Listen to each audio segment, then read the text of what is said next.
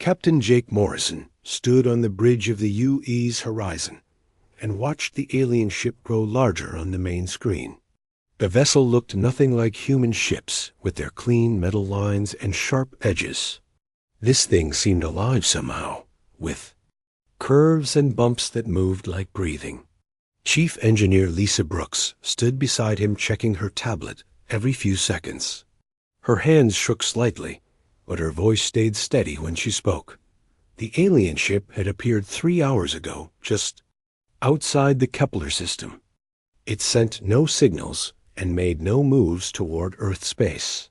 The ship just waited there like a predator watching prey. Admiral Command had ordered the Horizon to make contact since they were the closest human vessel. Jake wished they had sent someone. Else. Communications Specialist Amy Rodriguez turned from her station with wide eyes. She had been trying to establish contact for 2 hours with no success. Every frequency they tried got the same response, which was silence. Then suddenly her equipment lit up with activity. The alien ship was talking. The message came through in perfect English, which should have been impossible. No alien species should know human language. The voice sounded strange, like many people talking at once, but saying the same words. It announced that representatives would board the human ship for evaluation. Jake wanted to refuse, but the alien vessel was already moving closer. Tactical Officer Ryan Carter reported that their weapons were useless against the alien ship's energy shields. The aliens arrived in the cargo bay without using any visible transport method. One moment the bay was empty, and the next moment 3 beings stood there. They looked almost human, but wrong in subtle ways. Their skin had a gray tint, and their eyes were too large. They wore no clothes, but their bodies seemed covered in living. Metal that shifted like liquid. Jake met them in the cargo bay with his senior staff. The lead alien spoke with that same multiple voice sound. It said they were called the HFY Collective, and they had come to study this new species that had learned to travel between stars. The alien's words felt rehearsed, like it had given this speech many times before. Lisa asked how they had learned English so quickly. The alien tilted its head in a way that looked unnatural. It explained that they had monitored human communications for several cycles and found the language simple to understand. The collective shared all knowledge instantly between individuals, so learning was fast for them. Ryan asked about their technology and how their ships worked. The alien looked at him with something that might have been pity. It said that human machines were crude and would not last long in the galaxy. Most species that relied on metal and circuits died out quickly because they could not adapt fast enough. The HFY grew their ships like plants and could change them as needed. Amy tried to explain that humans were different from other species the aliens might have met. She talked about human creativity and problem-solving abilities. The alien seemed confused by her words. It said that creativity was just random behavior that led to chaos. The collective had eliminated such wasteful thinking long ago. Jake found himself getting angry at the aliens' dismissive attitude. He challenged their assumptions about human capabilities. Without thinking, he grabbed a broken piece of equipment from a nearby table and quickly fashioned it into a simple tool using parts from his belt. The device should not have worked, but it did exactly what Jake intended. The 3 aliens stepped backward as one. Their large eyes focused on the improvised tool with what looked like fear. The lead alien asked how Jake had created something functional from random parts so quickly. It said their predictive models could not explain what had just happened. Lisa saw the alien's reaction and decided to push further. She began explaining a theoretical solution to faster-than-light travel that human scientists had been working on. The method used principles that should have been impossible, but human researchers were testing it anyway. The alien's skin color changed to a darker gray as she spoke. The lead alien cut her off in the middle of her explanation. It said the meeting was concluded and that humans would be monitored for potential threats to galactic stability. The collective would decide later what action to take regarding this species. The three beings vanished as suddenly as they had appeared. Ryan checked his sensors and confirmed that the alien ship was moving away at incredible speed.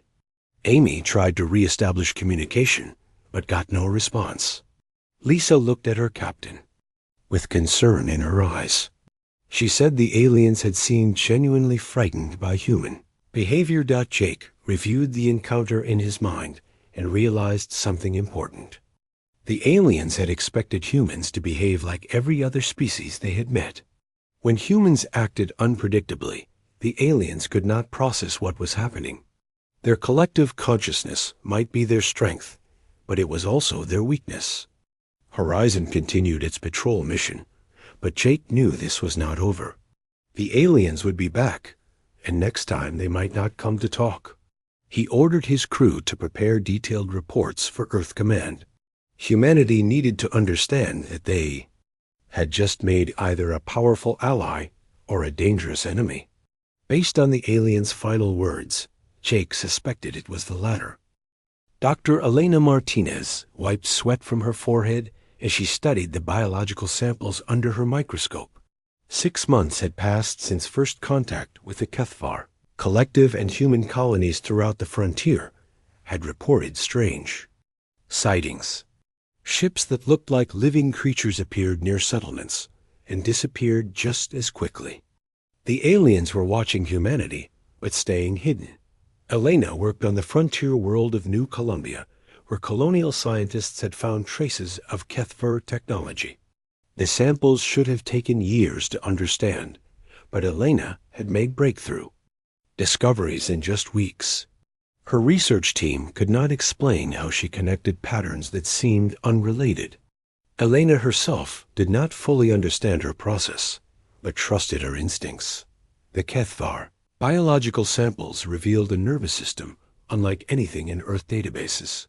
The alien tissue showed signs of shared neural pathways that connected multiple individuals into one thinking unit. Elena realized that individual Kethvar might not have independent thoughts at all. They were components of a larger mind that processed information collectively. This discovery explained the aliens' behavior during first contact. When humans acted unpredictably, the collective could not understand, because it had never encountered truly individual thinking. Every action Elena observed in the samples followed logical patterns that served the group mind. There was no room for personal creativity or random behavior. Meanwhile, across human space, other encounters were happening that confused the watching Kethvar. On trading station Meridian Point merchant Tony Williams had been negotiating with various alien species for months. Tony possessed no special training in diplomacy or alien psychology, but he consistently achieved deals that benefited humanity far beyond what should have been possible. The secret to Tony's success was simple human intuition combined with willingness to take risks. When dealing with the methodical Vrex merchants, Tony would suddenly change his entire negotiation strategy mid-conversation. The Vrex could not adapt quickly enough to counter his new approach. When trading with the emotional Zilani people, Tony would appeal to their personal feelings rather than pure logic.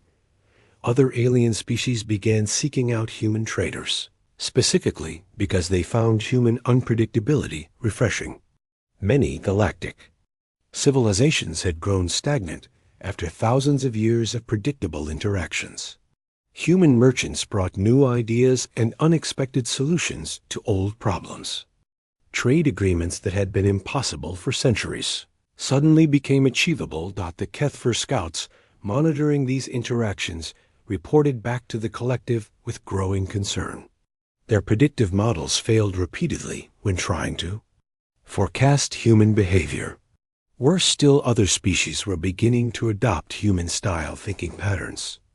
The careful order that the collective had maintained in this sector of the galaxy was starting to break down. On the research station orbiting Titan, Dr. Marcus Chun had been studying reports from all human encounters with alien species. Marcus specialized in cognitive science, and he began to see patterns that others missed. Human success in alien interactions came from the same source as their success in scientific research. Human minds develop differently based on individual experiences. Marcus discovered that human neural pathways physically changed throughout a person's life based on their unique experiences and choices. This meant that no two human brains were exactly alike, even among identical twins. Each human mind represented a genuinely unique way of processing information and solving problems. The HFY, collective by contrast, shared consciousness among all members. While this allowed rapid information sharing, it also meant that all HFY thought in essentially the same way. They could process vast amounts of data quickly, but they could not think outside the parameters established by their collective. Consciousness. Marcus published his findings in a report that reached every human colony and space station. The report suggested that humanity's greatest advantage was not superior technology or military strength, but cognitive diversity.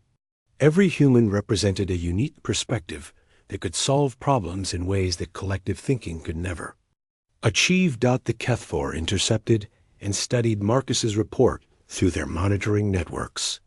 The collective's response was immediate alarm. If Marcus was correct, then humanity represented a fundamental threat to galactic stability. The predictable order that had maintained peace for millennia could collapse if other species adopted human-style individual thinking. Emergency sessions convened within the collective consciousness as millions of HFY minds focused on the human problem. Their analysis concluded that humanity must be contained or eliminated before their chaotic thinking patterns spread further. The collective had maintained galactic order by ensuring that all species followed logical, predictable behaviors. Humans threatened to undo thousands of years of careful management. Fleet Admiral Patricia Holmes received urgent communications from Earth Command about increased HFY activity near human space.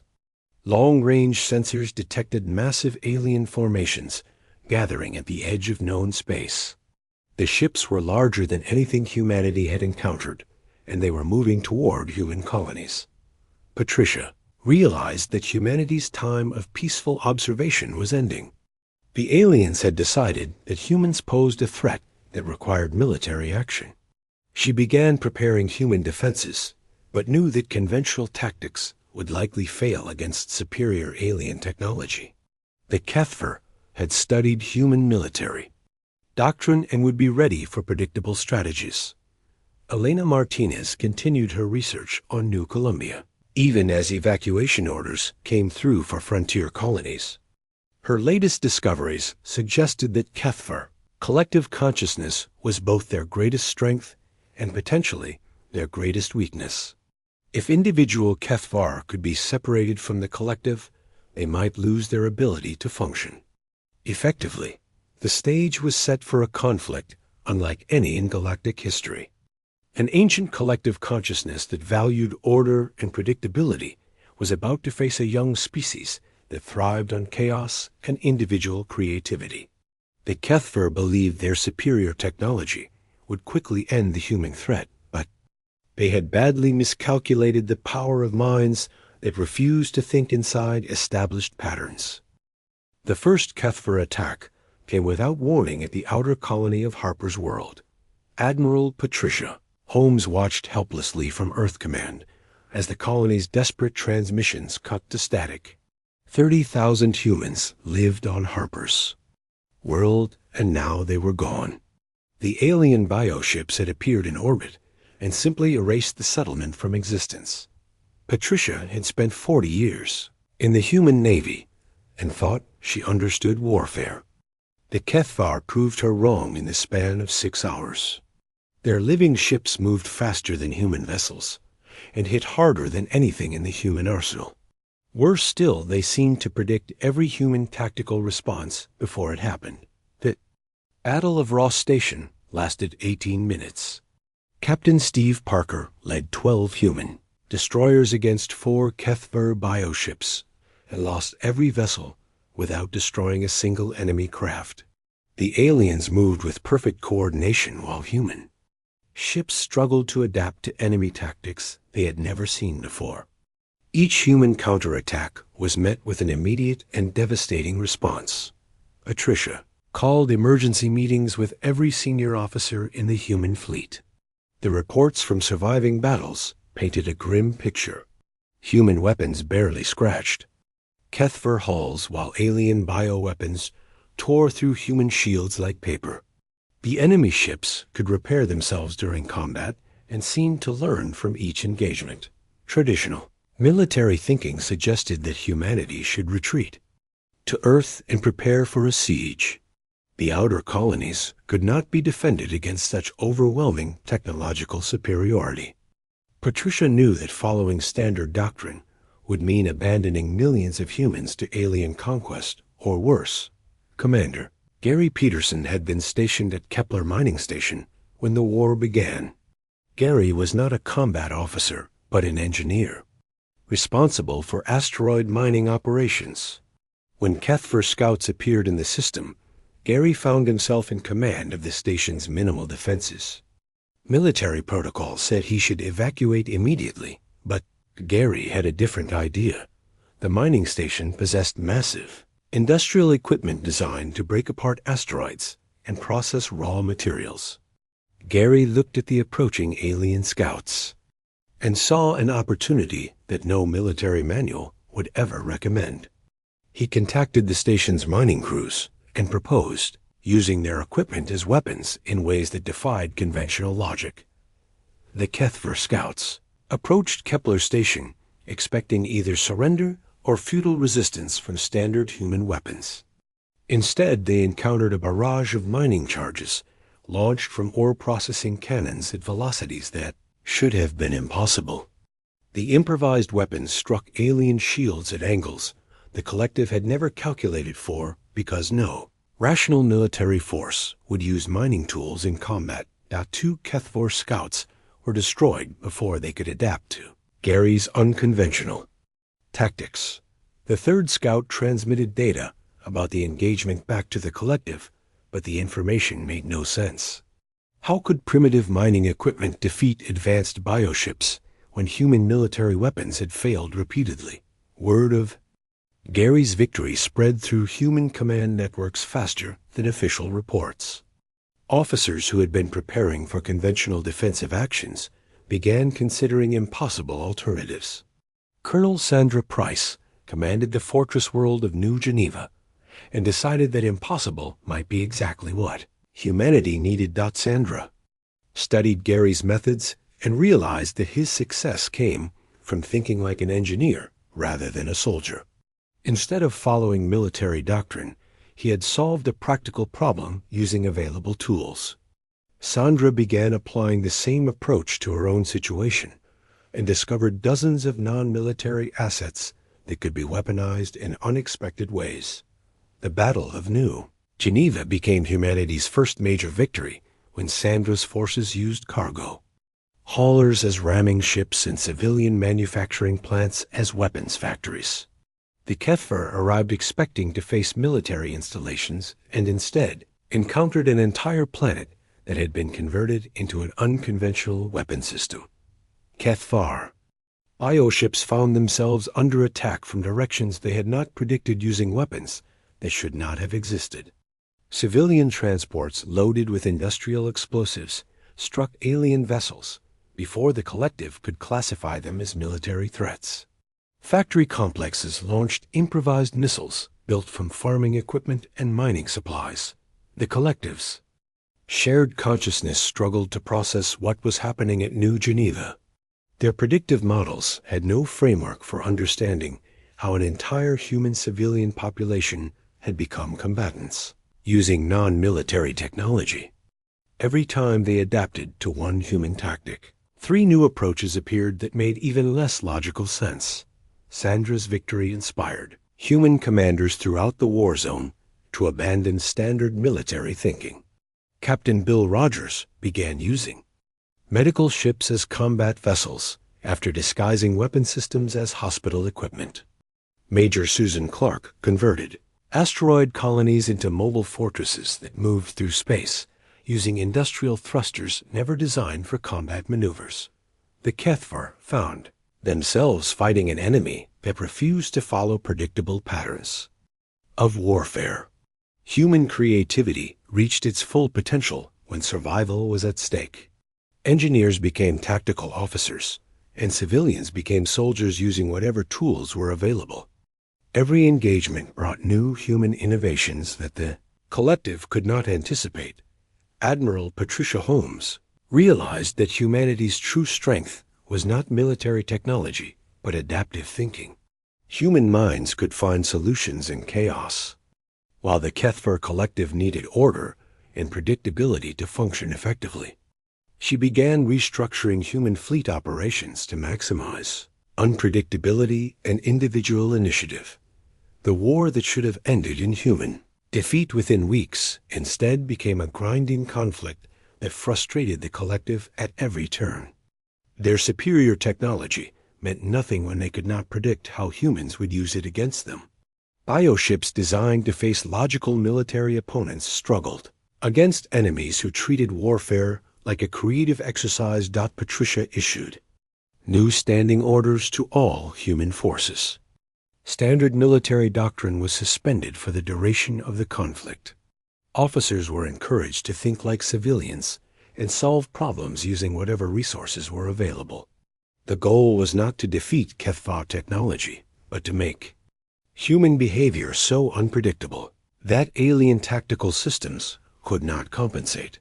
The collective began experiencing something unprecedented in their long history.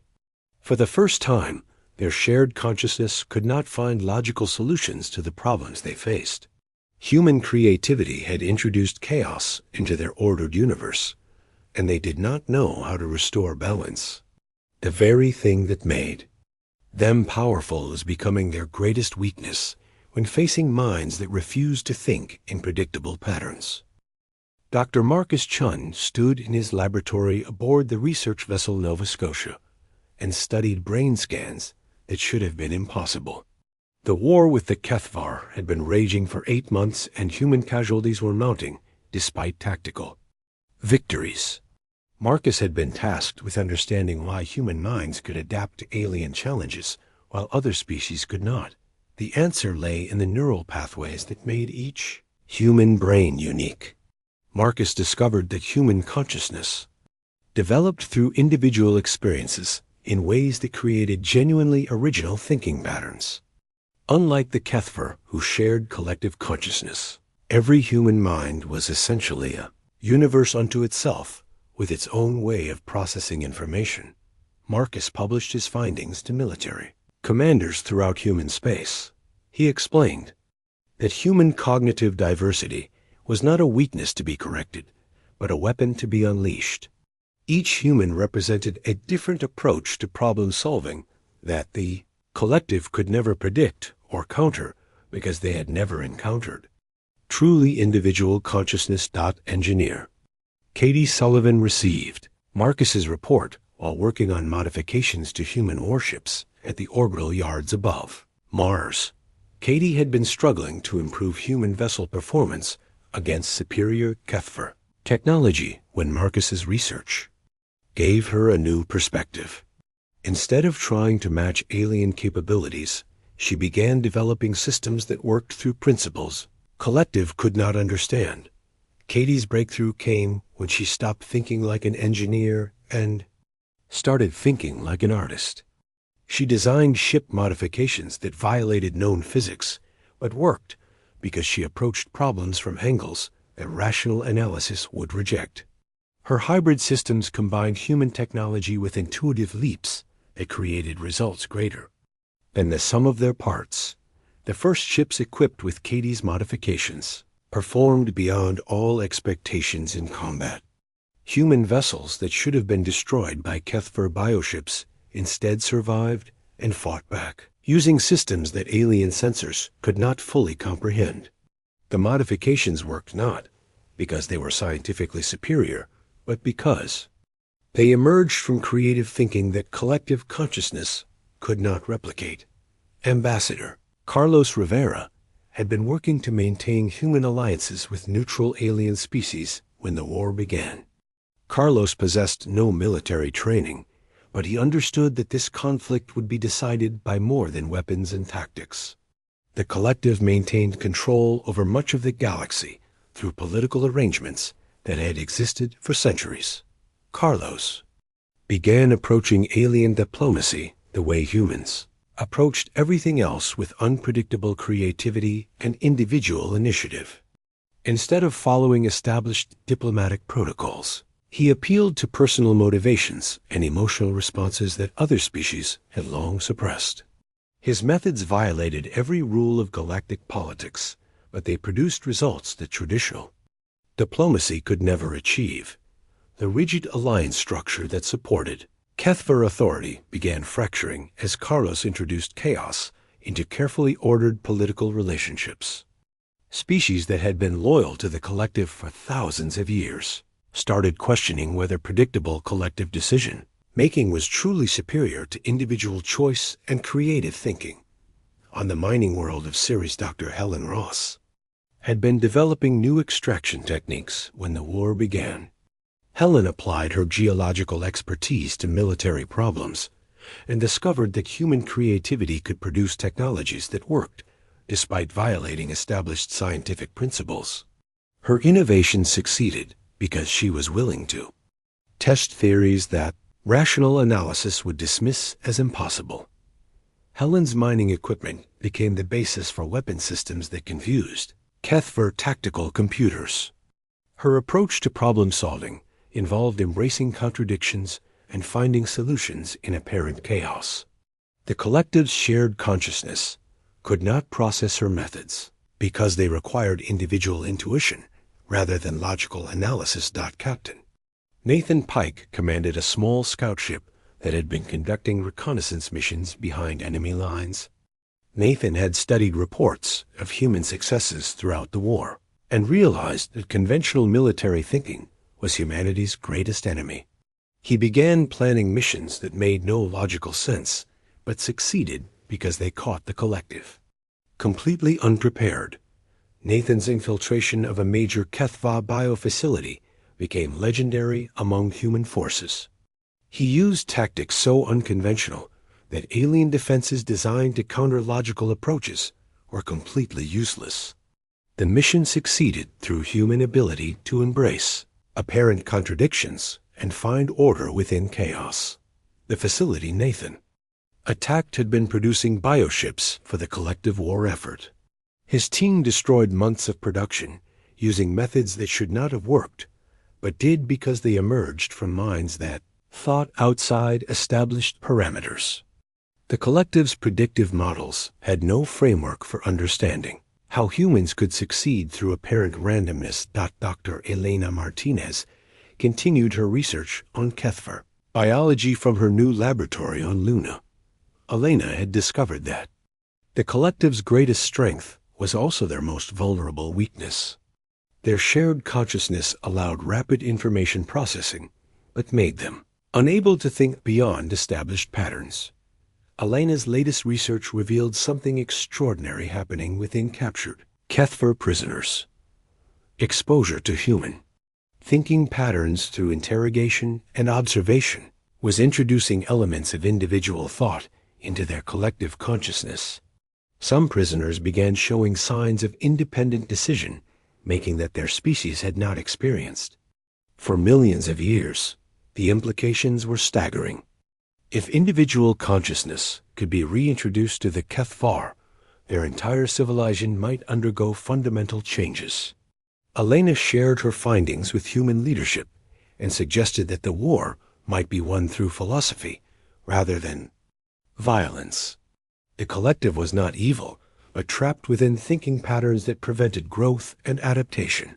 Meanwhile, throughout human space, ordinary people were proving that creativity and individual initiative could overcome any technological disadvantage.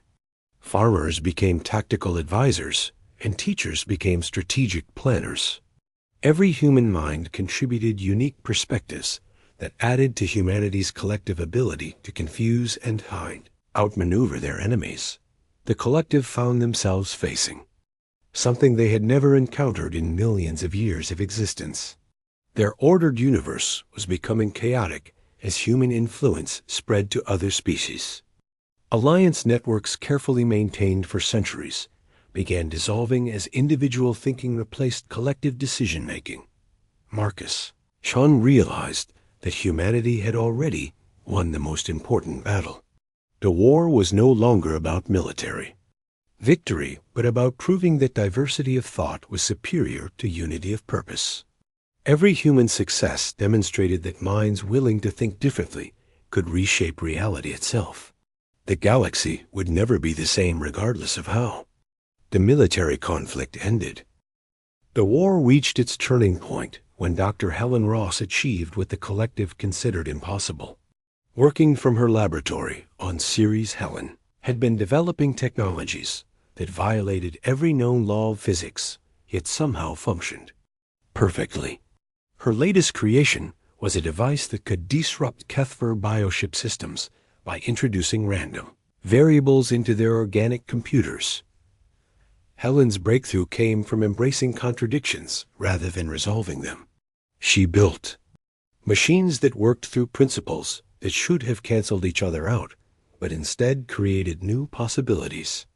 The collective's shared consciousness could not comprehend how human creativity produced functional results from apparent chaos.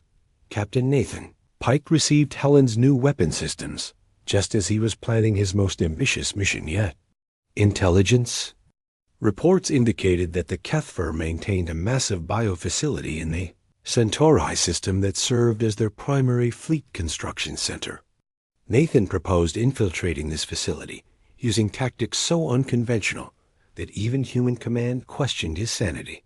Nathan's plan involved disguising his ship as space debris and allowing HFY salvage operations to bring him inside there. Defenses. Once inside, he would use Helen's chaos devices to corrupt the biofacility's organic systems from within. The mission violated every principle of military planning, but Nathan had learned that impossible plans often succeeded where logical ones failed. The collective's defenses around the Centauri facility were designed to counter rational approaches from technologically inferior species. They had prepared for human attacks using conventional tactics, but Nathan's approach fell completely outside their predictive models. His ship drifted into the facility's collection systems without triggering any alarms because the aliens could not conceive of such an irrational strategy. Nathan and his team spent 3 days moving through the biofacility's organic corridors, while Helen's devices slowly corrupted the alien systems. The chaos generators introduced random variables into processes that had functioned predictably for thousands of years. Bioships under construction began developing impossible features that served no logical purpose. The collective first noticed problems when newly grown vessels failed basic functionality tests. Ship systems that should have worked perfectly instead produced random results that made no scientific sense. The facility's organic computers reported data that contradicted established reality. Bioships tried to fly in directions that did not exist or communicate using languages that had never been developed. Nathan's mission succeeded beyond all expectations when the entire facility began consuming itself. The chaos devices had introduced human-style random thinking into alien biosystems that could not process contradictory information. Organic computers designed for collective consciousness experienced individual thoughts for the first time and could not handle the resulting cognitive dissonance. The destruction of the Centauri facility sent shockwaves through the collective that went far beyond military significance. For the first time in their history, individual HFY began questioning the value of shared consciousness. Some prisoners who had been exposed to human thinking patterns started demanding separation from the collective mind. Dr. Elena Martinez documented these unprecedented developments from her research station. The Kethvar, who sought individual consciousness, described experiences that their species had forgotten millions of years ago. They spoke of personal dreams and private thoughts that belonged to them alone. The collective viewed these individuals as diseased, but Elena recognized them as evolutionary pioneers. Ambassador Carlos Rivera capitalized on the collective's internal crisis by intensifying his diplomatic efforts with neutral species.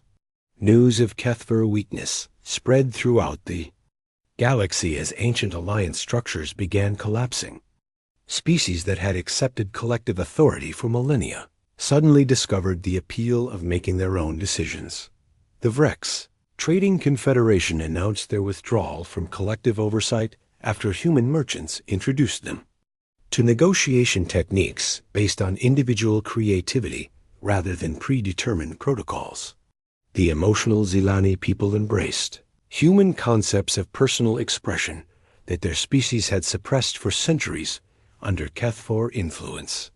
Military victories accelerated as human forces implemented increasingly impossible tactics that alien defenses could not counter.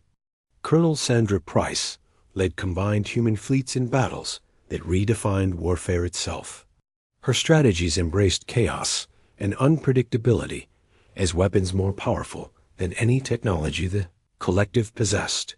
The Kethvar found themselves fighting enemies who treated military engagement as creative expression rather than logical problem-solving. Human commanders used artistic principles to design battle plans that confused alien tactical computers. Every engagement became a demonstration that individual creativity could overcome any technological advantage. Dr. Marcus Chon published research showing that human influence was spreading beyond military applications.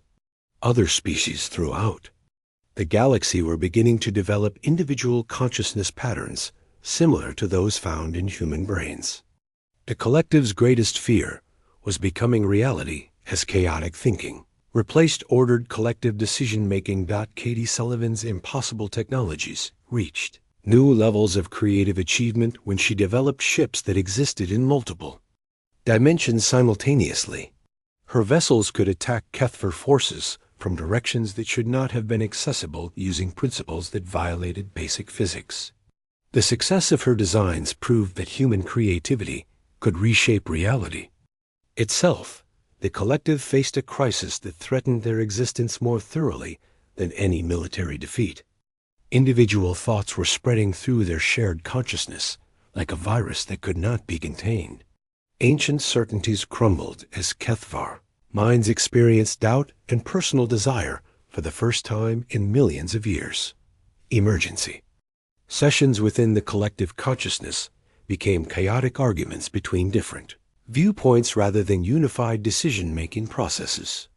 Some Kethvar advocated complete elimination of human influence, while others argued for studying and understanding individual consciousness. The species that had maintained galactic order through collective thinking found themselves unable to reach collective decisions. Captain Jake Morrison received reports from across human space confirming that the tide of war had turned decisively. Kethvar forces were retreating from human territory not because they lacked military capability, but because their command structure was collapsing under the weight of internal contradictions. Individual thinking had introduced chaos into their ordered universe. The breaking point came when entire Kethvar fleets began defecting from the collective. Individual aliens who had tasted personal consciousness refused to return to shared thinking. They sought refuge in human space where they could explore the terrifying and wonderful experience of being truly alone with their own thoughts. Helen Ross watched her chaos devices transform galactic civilization and realized that humanity had won something far greater than a military victory. They had proven that diversity of thought was not just superior to collective consciousness, but essential for continued evolution and growth. The universe itself was becoming more creative and unpredictable thanks to human influence. Admiral Rebecca Turner stood in the command center of the human flagship, liberty, and watched history unfold on the main display. 3 years after first contact, the war with the Kethfor Collective was ending not with surrender, but with transformation. Half of the alien species had chosen to leave their collective consciousness and experience individual thought for the first time in their civilization's history. The final negotiations took place in neutral space, aboard a massive station built jointly by humans and reformed Kethfor. Rebecca led the human delegation, while former collective members represented their species' new individual consciousness movement. The traditional collective sent representatives as well, but their authority was limited to Kethfor, who chose to remain in shared consciousness. Dr. Elena Martinez accompanied the human delegation as an expert on Kethfor biology and consciousness. Her research had proven that exposure to human thinking patterns was irreversible once individual Kethfor tasted personal consciousness. The aliens who left the collective could never return because their brains had physically adapted to support independent thought processes. The collective's representative spoke with the familiar multiple voice that had once commanded galactic respect. It acknowledged that humans had introduced chaos into their ordered universe, but claimed this was a temporary disruption that time would correct. The representative insisted that collective consciousness remained superior to individual thinking, and that rebellious Kethfor would eventually recognize their mistake. Former collective member named Zethara responded with a single voice that trembled with emotion. Zethara described the wonder of experiencing personal dreams and private thoughts that belonged to nobody else. The reformed alien spoke of creativity and imagination that the collective had eliminated millions of years ago in pursuit of perfect efficiency and order. Rebecca listened to both sides and realized that this was not a negotiation between winners and losers, but a philosophical debate about the nature of consciousness itself. The collective viewed individual thinking as a disease that threatened galactic stability, while reformed Kethfor saw it as evolution toward something greater than shared consciousness could achieve. Dr. Paul Harrison joined the discussions as humanity's leading expert on cognitive diversity and consciousness development. Paul explained that individual thinking was not chaos, but organized complexity that produced results impossible through collective approaches. Human creativity emerged from minds that processed information in genuinely unique ways, rather than following predetermined patterns. The galaxy's political structure was already reshaping itself around the principle that diversity of thought produced better outcomes than unity of purpose. Species throughout known space were experimenting with individual decision-making after observing human successes during the war. Ancient alliance networks built on collective authority were being replaced by voluntary associations based on mutual interest and creative cooperation. Captain Nathan Pike attended the negotiations as a military representative, but found himself discussing philosophy rather than tactics.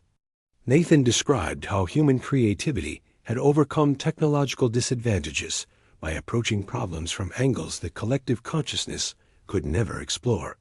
Individual minds could find solutions in apparent contradictions, while shared thinking required logical consistency. The negotiations produced an agreement unlike any in galactic history. The collective would maintain authority over Kethfor, who chose to remain in shared consciousness, while reformed aliens would establish their own civilization based on individual thinking. Humans would serve as mediators and teachers helping other species explore the benefits and challenges of cognitive diversity. Katie Sullivan's impossible technologies became the foundation for new forms of space travel and communication that connected individual minds across vast distances without forcing them into collective consciousness. Her innovations allowed different species to share ideas while maintaining personal identity and creative independence. Ambassador Carlos Rivera established diplomatic protocols that celebrated differences rather than enforcing conformity. The new galactic community valued unpredictability and innovation over stability and order. Species were encouraged to develop their own unique approaches to consciousness and decision-making, rather than following standardized patterns. Dr. Helen Ross opened research facilities throughout human space where reformed Kethvar and other species could explore individual consciousness in safe environments. Her chaos devices had evolved into creativity enhancers that helped alien minds develop personal thinking patterns without losing their essential nature or cultural identity. The transformation extended beyond politics and technology to education and child development. Schools were established where young beings from multiple species learned together in environments that celebrated individual creativity over collective conformity. Human children played alongside reformed Kethvar youth and alien species, discovering personal consciousness for the first time. Dr. Marcus Chon documented the changes occurring throughout galactic civilization as individual thinking spread to species that had never experienced personal consciousness. His research showed that cognitive diversity was becoming the dominant force shaping interstellar society. The universe itself was becoming more creative and unpredictable as different forms of consciousness interacted and evolved. The war's end marked the beginning of a new era, where minds willing to think differently were reshaping reality on a galactic scale. Humanity had proven that their greatest strength was not technology or military might, but the courage to embrace chaos and find order within apparent contradictions. Admiral Patricia Holmes reviewed reports from across human space and realized that the victory was more complete than anyone had imagined. The collective's defeat had transformed the galaxy from a place of rigid order into a universe of infinite possibilities. Individual consciousness was spreading like a beneficial infection that enhanced rather than destroyed existing civilizations. Rebecca Turner signed the final agreements, knowing that humanity's role was changing from warriors to teachers. Those species that had feared human machines and dismissed human technology now sought to learn the secrets of human creativity and individual thinking. The galaxy wanted to understand how minds could find solutions in chaos and create order from contradiction. The final scene played out in classrooms throughout human space, where children from dozens of species learned that the universe's greatest strength lay in the infinite variety of individual minds. Each consciousness represented a unique perspective that could see solutions invisible to collective thinking. Humanity's true victory was proving that diversity of thought was not just superior to unity of purpose, but essential for continued evolution and growth. The galaxy would never again accept the limitations of collective consciousness now that it had tasted the creative potential of individual minds thinking differently together.